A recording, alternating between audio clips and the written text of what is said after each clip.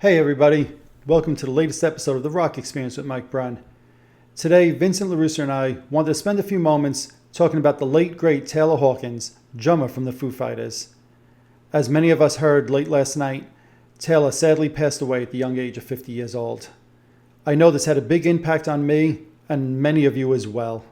So we wanted to just take a little time, talk and reminisce about Taylor's career and what he meant to so many people.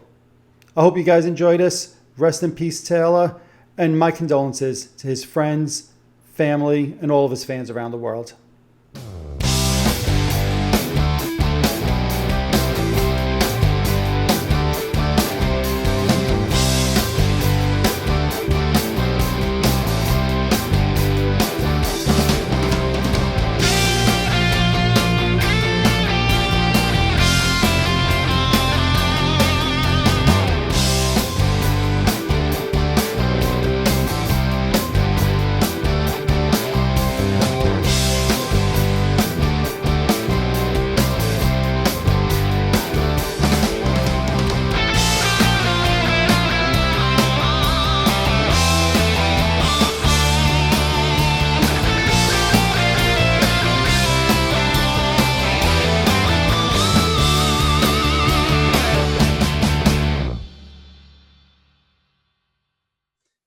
Hey everybody, welcome to the latest episode of The Rock Experience with Mike Brunn. Today I have with me my buddy, my partner in crime, Mr. Vincent LaRussa. How you doing today, buddy?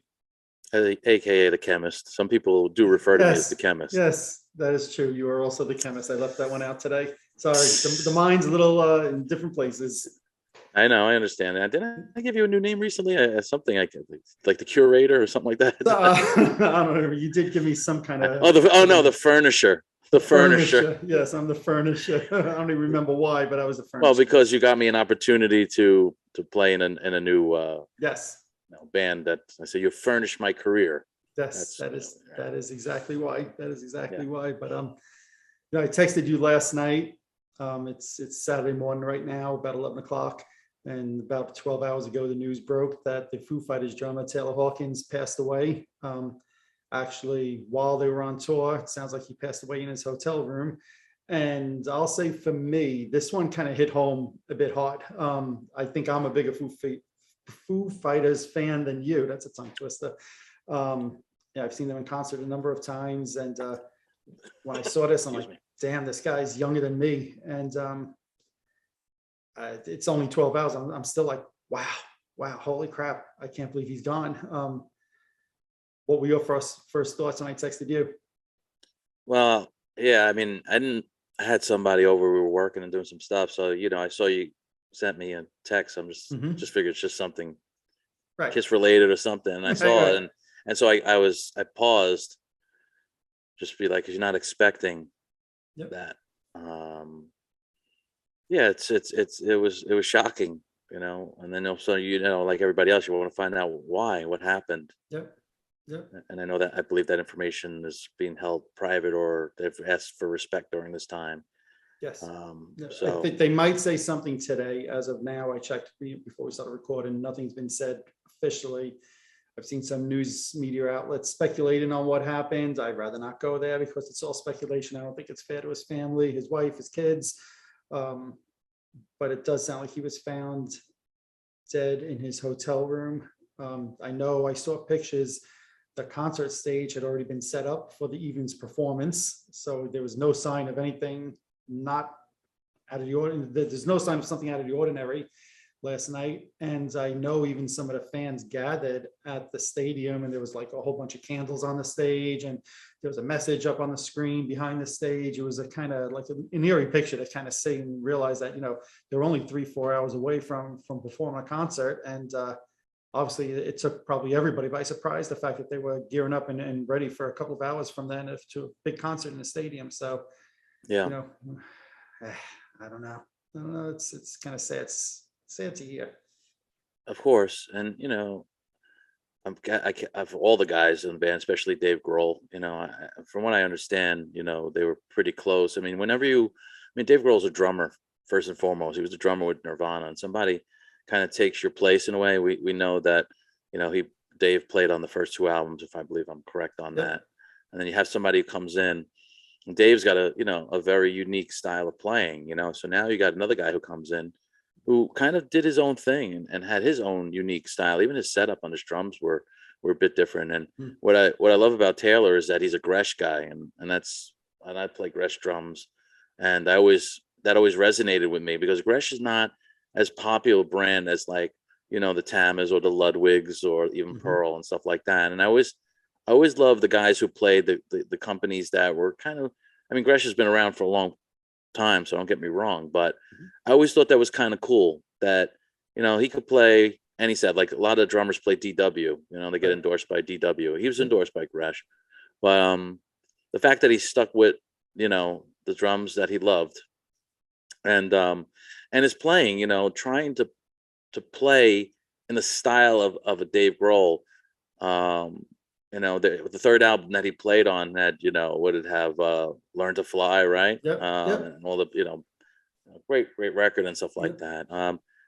But he was very unique. There was that, I'm trying to think of the album, Wasting Light, is it called? Yep, Wasted Light. Yeah.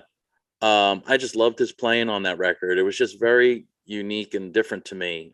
And I feel like over the, it's kind of crazy when you think of like Foo Fighters is a classic rock band at this point, because they've been around. They're in the Rock and Roll Hall of Fame, for God's sakes. You got to be playing for what? 25 years. Right. So, but I always found like how he played, it was out of the box, sort of like when you could go the usual route that you're going to play in a groove or a drum fill. He always put something different, and he was kind of like a larger than life character, it seemed, and he was very animated, Now, let me ask you something. Let me ask you something about the drumming, right? Because I'm not a drummer. You are. One things that I felt like with him is you got these drummers with all these big drum kits and these toms all over the place, and they're like playing. I always felt like his fills and songs were a lot of snare in there, and his hands were really fast. And but there was like a tasty element to what he did. Like even though there was a lot of times like I'd hear him like go like back and forth between the snares, but when it was fast, there was always like, is that like a unique thing? Like as a drummer, like I felt like a lot of times that his fills were more snare driven than tom driven. And maybe I'm wrong, right? I'm not a drummer, right? But that's always seemed to be what I was hearing with him. Well, I'll tell you what it is. When you have less pieces, of drums, I mean, I think he played a basic like standard 4-piece kit, say. Okay. One rack. He had one rack tom, but then he had this unique other open concert tom that he would have over to his left. And that's what I was saying. Like his setup was a bit unique. Sure. So I think when you have less, it's easier if you have a whole load of rack toms or whatever, that you're going to probably use those more of those drums. But if you have your snare, a top tom, and then maybe 1 or 2 floor toms, maybe your focus is going to be more on the snare drum. I mean, John Bonham played a 4-piece kit. He was one of the greatest, if not the greatest rock drummer that ever played. And if you listen to a lot of his stuff, a lot of it's all snare bass driven. And, I don't know exactly what Taylor's influences are. I didn't have enough time to really research and look into that. But certainly, like most drummers, John Bonham had to be one of them. And maybe that's why his playing was as such. And also, how you use cymbals. Cymbals are not just to be slammed and crashed on. Right. It's like what you play in between what you're hitting on the snare drum to the cymbals, gives you that kind of, maybe gives him a unique feel or approach. So I think from the novice that you are, and I say that with all due respect, what you're hearing, what you're hearing is probably some of that stuff. It's his influences, his setup, that made him play certain parts. And listen, again, Dave Grohl is the leader of his band. You don't think him and Dave had conversations about drum parts ever? Oh, I'm sure they did. I'm sure they did. Absolutely. I mean, I saw some videos when they were recording, and or if you just watch that, it's an awesome documentary. Sound City, it's called. Yep. I highly recommend it. And how they acquired this console, or Dave acquires this console from Sound City, and all the great records that were recorded there. And I always found it interesting that like Taylor's like set up in a garage, like in Dave's garage. It wasn't like you think with all the money that Dave Grohl has, he has just, I mean, sure, he has a beautiful studio, but the drums were, and probably he just wanted that sound of what garage. You get that natural reverb or delay, off the wall. So Yep. You know, you've mentioned a few times Dave Grohl, and how can we not, right? He's such a focal point of the Foo Fighters. I remembered reading something last year, because I think Dave and Taylor were very close. And I found the quote. I was so glad I was able to find it last night. I just wanted to read it, right? Because this is last year. Taylor's still alive. This is not a comment Dave is making after the fact, once the guy passes away, right? So this is what Dave Grohl said last year. I'm going to just read it off here. I think Taylor really underestimates his importance in the band. Maybe because he's not the original drummer, but my God, what would we be without Taylor Hawkins? Can you imagine? It would be a completely different thing. And I remembered reading that, and I'm so glad I found it last night, because, you know, obviously everybody thinks David Grohl when they think Foo Fighters, but again, having seen the band a number of times live, you know, Taylor would come out from behind the drums, he'd sing a song or two. A lot of times they were doing Queen covers, and he would sing Somebody to Love or Under Pressure or something like that. And I believe Queen was the first band he ever saw live in concert, Taylor. But, you know, he also had some of his own songs on Foo Fighters albums that he sang. And, you know, I remember I want to say it might have been the first time I saw them on the In Your Honor tour, and they did Cold Day in the Sun, which was a Taylor song, an acoustic song, which I love, absolutely love that song. And, you know, that was a double album that they did, and the second CD was all acoustic stuff. And I was not really that into it, but I thought Taylor's song was incredible. And my point being, I think he brought more to the bands, I think, than just being a good drummer. That friendship with Dave also, I think, was very important. Yeah, I mean, look, it's like if I visualize if I was in a band. Well, I was in a band with you at one point, like as you appropriately said to me when I left Image, you know, our first band. Right, ever since I left Image. Yeah, I mean, the bond that you make with somebody, a friend first and foremost, and then, you know, a fellow musician who you respect. You know, I don't even know how to describe that. You know, I have a couple of those, and people who I play with, as you know, and Sure. and it's like one of those things where kind of no matter where you go, you try to bring them with you, because they're, you know, they're such good people, they're such good musicians, and you just always want to be surrounded by that. And it's really, really important, you know, and when you're a musician, is having that bond, because we all know how tough it is to have a single relationship with somebody, you know, whether it's your marriage or girlfriend, boyfriend, whatever it is. Now you get 3 or 4 different people in with different ideas and different personalities.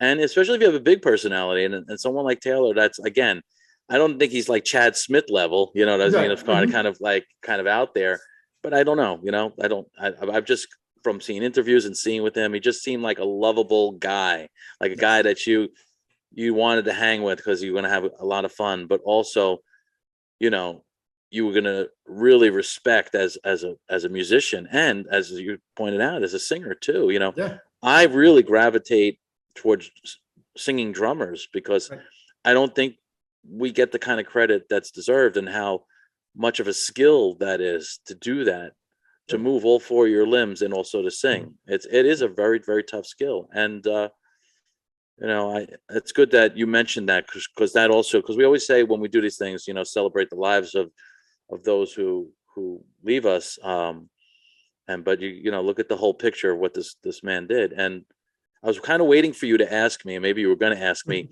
when did you first? Because a lot of times you'll say, when did you first become a Kiss fan? But when did I first discover? I thought about this. When did I first discover who Taylor Hawkins was? And it's even hard to say that, you know, you know. I know for me it was the late 90s, definitely. I mean, I saw them in concert right around 2000, 2005 time period. And he just, you said it perfectly before. He always had this personality that I just gravitated towards, even from just watching in the crowd and seeing him on the stage. He just always seemed like he was having fun. And again, I've seen the Foo Fighters a number of times in concerts. He's always smiling, always just seems to be having a great time. And, you know, one of the things I've loved in the last 12 hours is you see all of these people commenting online, so many musicians, right? And one after the other, just commenting what a great person he was, what a personality he was. Let's say, a lot of fun, very lively, etc.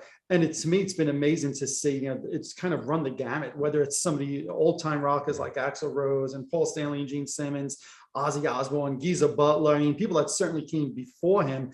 But then you had some of the newer people like Lizzie Hale and I don't even remember some of the other ones. But then there was like Richard Marx, tweeted about it, and Miley Cyrus is just like, this guy really impacted a lot of people, both older than him and younger than him. And I think that kind of says a lot. And everything was glowing, like what a tremendous person. It actually, I'm not comparing musicianship here, but it actually reminded me a little bit of when Eddie Van Halen passed away. And everything was just glowing of what a tremendous person Eddie Van Halen was. Again, I'm not comparing them, saying musician-wise and who's more important or whatever, but it's just that love and that feeling I've seen in the last 12 hours. That's the only thing I was able to compare it to, mentally when another musician passed away, is that love was just incredible so far. Well, I mean, it's arguably like the Foo Fighters in the last 30 years has been the biggest band. I mean, there's not many rock bands that have come out from the 90s, new rock bands. You know what I mean? I mean, you had that whole grunge movement, and I always see the Foo Fighters was after all the Pearl Jams, the Soundgardens, those Stone Temple Pilots, the Alice in Chains, right? How many other bands of like the Foo Fighters who had that kind of success exist that are out there? I don't know. You probably know better than I. But there's not many as far as I know. And I always think of them as a relatively new band, but they're not, which is crazy. Around 27 years now. Yeah. But what I was going to mention before is that in the mid 90s, I want to say maybe around 96, when AOL was still around and you were doing dial up. And CD-ROMs were just starting to like become a popular thing. Not a lot of people had maybe even CD drives in their computers. But there was this, I don't remember the name of it, but I think it was through AOL. I would get like a digital magazine, and that was even a new thing. And I remember getting this CD-ROM, and Alanis Morissette's album had blown up at that point, and I was a huge fan of that first album. And there was it said like, Alanis Morissette, live. So I put it on, and I think it was Hand in Pocket. And I always remembered that version because it was so good and a bit different feel wise in the record. And I'm like, who the hell is playing the drums on this record? And, all I see is arms flailing and stuff like that. And I was like, who is this guy? Did not know. And also back then, you got to remember, if this is 96, internet's still relatively new, but as it turned out to be, and I went back to make sure it was fact checked because I thought it was him. And that I think he played with her on that first tour. He was the tour musician for that tour. Right. And I always and that's a thing that just tells you again about him as a drummer for me, is I knew that album inside and out, and how he played on that particular live version. And now I'm going to try to find it. Was I guess they said, hey, do what you want to do on this, or, come up with your feel. And I remember it was all like very tom, like open, maybe snare kind of, maybe had the snares off, and it was just a cool groove. And that was my first like introduction to Taylor as a player. And then only to find. No, finish what you were saying. Only to find out, soon thereafter, he was the drummer in the Foo Fighters. Right. So that's where I was going to go with this. I'm glad you brought up the Alanis Morissette thing. So like you said, he was the touring drummer for her, for the Jagged Little Pill tour, which anybody who was around and listening to music at that time knows how huge that album was, right? It was one of the biggest albums of that time. Dave Grohl, from what I've heard, had approached Taylor saying, hey, I'm looking for a drummer for the Foo Fighters. Do you know anybody? And Taylor was like, yeah, me. I'd want to be in a band. Right now, I'm a touring musician with Alanis. And Dave was like, well, why do you want to join the Foo Fighters? We're a nobody. Alanis has got the biggest album on the planet right now. You're in one of the biggest touring bands there is right now. And he's like, but I want to be in a band. And, look, in hindsight, with no disrespect to Alanis, that was the smart move for him to join the Foo Fighters. But at that time, it was a little bit of a gutsy move because, people knew who the Foo Fighters was. And Big Me was a little bit of a single on MTV and did okay. But I don't know that anybody thought in 1997 that in 2022, the Foo Fighters would still be selling out stadiums around the world. Yeah, that's true. Yeah. Well, that comes with great songwriting, great ideas, great production. I mean, we talked about it and I think it was maybe an episode when we talked about Nirvana in that first album, or never mind, because that's not really the first album, correct? The second album, right? Yep. Right, thank you. Before everyone starts writing, that's not their, Bleach is their first album. Sorry, I've only been up for an hour and I'm halfway through. I'm gonna let that one slide. But I did correct myself. You did, yes. where was I going with this? We're talking about David Grohl, and I don't know. I was going to go somewhere with the drumming, but I totally lost where I was going. Well, I'll say this. I mean, I just saw the Foo Fighters in September, and we're saying, one of the things I love is I've seen them, I think 3 times in the last 6-7 years. One time in Citi Field, which is a huge baseball stadium here. One time at Jones Beach, which was an amphitheater that holds 15,000. And then the show I saw in Brooklyn back in September was 5,000 people. And I loved that. I mean, the band was on fire that night. Obviously, Taylor was a part of that.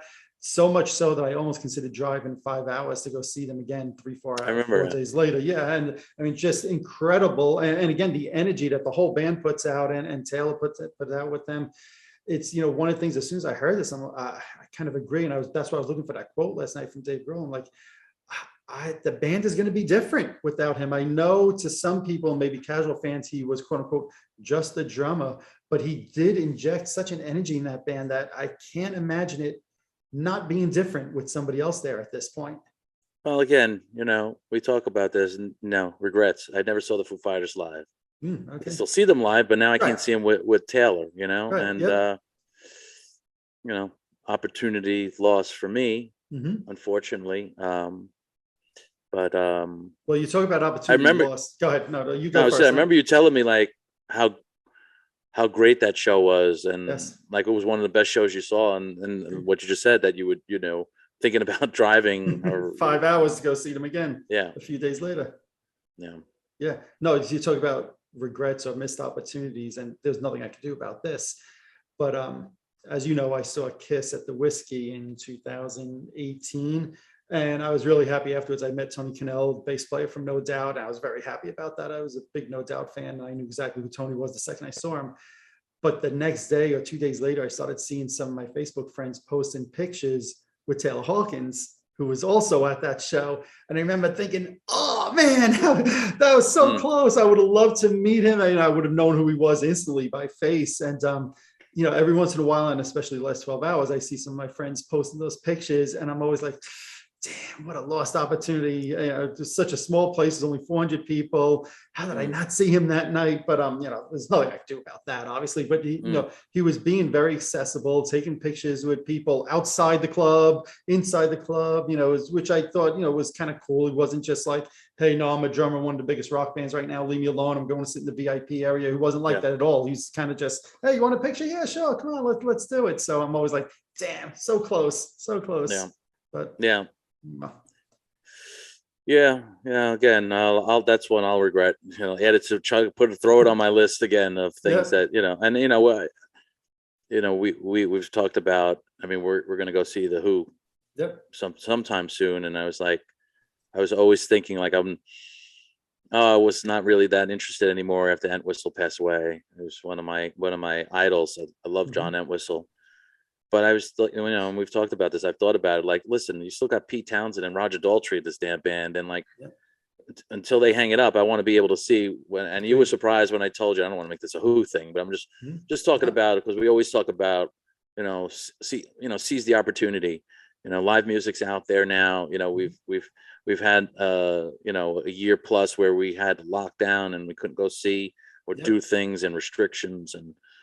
It's so important to get out there socially and supporting music. It's, it really is an important thing. And listen to the records again. I wanted to mention like one of my favorite songs from the Foo Fighters is Rope. I just love that song. Yeah.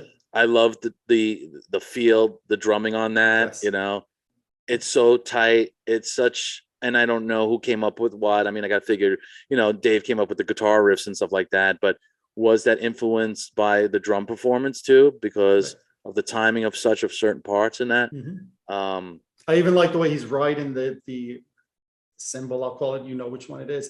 Yeah. In the chorus, like ding, ding, ding, ding, ding, ding, like I don't know, just the whole way he's going through the chorus on that, and then there's that breakdown part that I'll say is like rip it out for Kiss fans. It's like a breakdown part. I'm so glad you called out that song. I agree. I love his drumming in that song.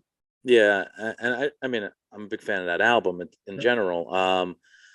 But things like that. You see, again, I mean, I know you're gonna say I'm not a drummer. I mean, you have a drum set. You can play the drums. Even at whatever level you say, so you can appreciate what that is to do, because if you went behind that drum set right now to try, you'd probably fall over the drum set and things would start collapsing, no, with all due respect, you know what I mean? 100%. Yeah. 100%. So I those wouldn't even things, attempt to do something like on the ride cymbal like he's doing. It's just, it's impossible to. I'm sure for somebody like you, it's not, but those little things that he did just added like a nice taste to the songs. I'm so glad you called out that song just now. I was watching a video last night with a buddy of mine, this Rick Beato, who I watch a lot of his videos, and he's talking about, how, and it was kind of very depressing to watch. It's just how, like, the greatest song, I think it was kind of like the greatest song never heard, and how there's so many great songs that are written that no one ever hears because it's such a big pool of music that gets put out. But my point being to what he says, he goes, when you think about people's lives, the amount of money they spent on going to rehearsals, lessons, everything that goes into somebody who becomes who they are, like a Taylor Hawkins, and his technique. And you point out that ride cymbal thing. That's a very, very tricky and difficult thing to do, to get that, independence of your limbs to be able to do that. The amount of hours that one practices, it's, all that stuff really should be recognized. And yes, we recognize him as a human being first and foremost, above anything else that he ever was. I mean, I don't know, maybe he was a good cook, maybe he was a painter, I don't know, but first and foremost as a human being. And to what you said earlier, the fact that the Miley Cyruses or the Richard Marxes, the people that you don't expect to give kind of feedback in that community, again, tells you of how well liked or how loved this guy or beloved this man was. And then on top of it, all the musicianship stuff that he brought to the band and the support that he brought to Dave. I get the feeling, and I don't know this for certain, if that was really Dave's like kind of right hand man in that band. And I don't want to say in disrespect to, it was Chris was Chris, and there's Pat Smear, obviously, who was in Nirvana, and Nate, who's been there and bass since day one. I mean, that's one of the things also, the Foo Fighters, again, most people consider it Dave Grohl, and I understand that, right? He was the known name beforehand, but it's the same guys in that band, basically since 1997, since Taylor joined, it's those same guys in the band. It really is a band. And, you think about how many bands go 27 years with, generally speaking, those same guys. I don't want to say since day one, because Taylor was not the original drummer, but since 97, it's basically those same guys. That says a lot, and I always get the feeling that they're a close family of friends, I'll say, and I'm sure it's going to be tough for them right now. And I thought about this, and I want to say this, when I heard the news last night, I'm like, this is twice now that Dave Grohl has to bury a band member. Obviously he used to be the drummer and he had to bury the singer, not him physically burying him, but when Kurt Cobain passed away, and now it's almost the exact opposite way around. Dave's the singer burying his drummer. I'm just like, I can't imagine what's going through that guy's mind right now. I really can't. Well, I could tell you what it's like, on a very, very, I mean, if a Foo Fighters 100, my percentage of, is like 0.005. And as far as like, going, I had two band members. One was very young, bass player who died tragically when I think I was 20 or 21. And then more so recently, a couple of years ago, bass player, ironically, two bass players. And for whether it's good or for bad, and you have there's tensions between people, there's nothing like the loss of anybody, first of all. And then if it's like your brother in a band, so I know and when I say a small level, I was just saying because Foo Fighters are huge, nobody knows who really I am or who these people were, and that doesn't minimize their importance to life. I'm not trying to say that. No, not at all. But I know what it's like, to have to be at a funeral parlor or whatever and see somebody who you remember maybe a month ago was on stage with you, and even like thinking about it could get me choked up thinking about even something that happened to me 30 years ago, and realize you're never going to perform with that or be with that person. It's a really it's a loss is always going to be tough no matter what it is, but it's hard, especially when you have that bond as a bandmate. It's really hard for me to describe unless you're there doing it. That's all I can say. I went to David Grohl's book reading, or it's not really reading, but I went to that, I think it was back in October. And when he got to the part about Kurt Cobain, you could just hear in his voice that all of these years later, it still impacts him and still hurts him. And he spoke about at that time that he basically gave up music for a little bit because he had no desire to try to do music and move forward, that it just hurt him so deeply losing a band member.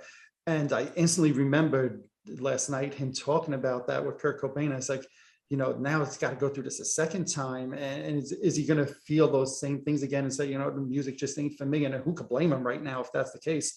To bury one band member is bad enough. Now two in less than 30 years. It just, And I also want to mention Taylor's family, and he's got a wife and he's got 3 kids. And I can't imagine being the wife and kids and, hey, dad's going to go out touring and he'll be back in whatever it is, 2 weeks, 2 months, whatever it is, right? And the man never comes home again. I can't imagine that, as a spouse and with 3 kids. My condolences to the family. Of course, we're talking about the music side, but there's, like you said before, there's that human side as well, that he was a father to 3 kids and a husband to a wife. And it's just like, I can't imagine the feeling the family's going through, that, he got on a plane and he never came home. Well, the thing is, think about it. Yeah. First and foremost, you have his wife and his kids. Maybe, I don't know if his parents are alive, but you have his closest and immediate family, right? But then out of that, you think about the relationships he has with people like Gresh or Sabian or some of the companies that, endorsed him.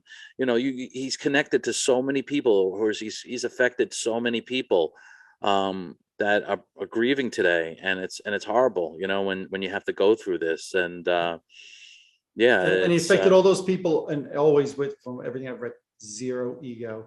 He wasn't like, hey, I'm the drummer of one of the biggest rock bands of the last 30 years. He was one of these guys like, hey, I'm in a rock band. That's kind of cool. Hey, how lucky am I? Zero ego from what everybody has said. And, I know you're not going to know this band, but I just want to call out, because I know it from my daughter.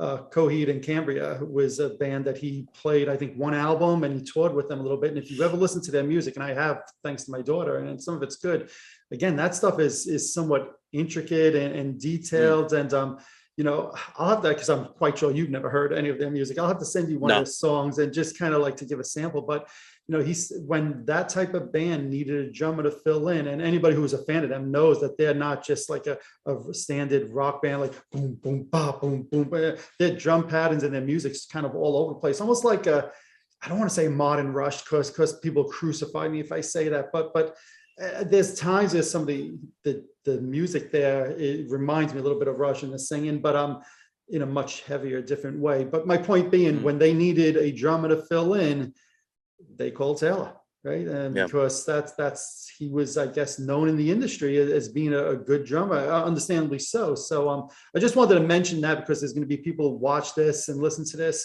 who are big Taylor fans, and I want to acknowledge that he recorded an album with them and toured with the Coheed as well, which was a cool thing that he did there as well. That's good. I mean, I didn't even know that, so it gives me something else to listen to, and again, celebrate what this man did as far as contributing to music. Yep. And last night, the first thing I did, and we say this all the time, I put on some music, and the first song I put on was "Cold Day in the Sun," which again, if you're not a big Foo Fighters fan, you probably don't know that song, but it was like that was the first song that came to mind, and just the title "Cold Day in the Sun" kind of seemed appropriate. And he's singing the song. I think Dave Grohl played drums on that one, if I remember right. But it's to me, it's still Taylor's song. It's him singing, and he did it in concert a few times when I saw them, and it was like that was the first thing that came to mind. So we say it all the time: go back, listen to the music, celebrate the history, celebrate the legacy. This one hit me hard. I'm not going to lie. This one hit me hard because I'm like, he's so young. And I just saw him a few months ago, and I plan on seeing them in July at Citi Field here in New York again. And who knows if that'll happen now, but this one hit me. This one hit me. Yeah, I could certainly understand why. Yeah. Yeah. So I think we covered everything here. Like we always say, listen to the music, listen to the albums. He leaves a great legacy behind. He's going to be missed by so many people. It's been great seeing that outpouring of love in the last 12 hours. I'm sure it's going to continue throughout the day today. And I'm just going to say to Taylor, thanks for the memories. I was fortunate to see you a number of times in concert. I remember each of them very vividly. And that's all we could do now is just be thankful for those memories. Agreed. Well said. Excellent. Well, on that note, thank you everybody for watching. To the family, friends, fans of Taylor, our condolences, of course. We wish we didn't have to do these things, but we're happy to celebrate their legacy, and in this case, Taylor's legacy. And thank you as always, everybody, for watching. Stay safe, stay well. Until next time, see you, everybody. Alrighty. Once more, I just want to say thank you, Taylor, for all the great memories. Your music will live on forever. My condolences to your family, your friends, and all of the fans around the world. You'll definitely be missed by so many people. If you're watching this on YouTube, hit that subscribe button below. If you're listening to one of my podcasts, subscribe over there as well. Also, head on over to Facebook and follow my page, The Rock Experience with Mike Brunn, where each and every day we talk about all the rock and roll music that you love. You could also follow me on Instagram and Twitter as well. That's it for this episode. Thanks for watching. Thanks for listening. See everybody next time.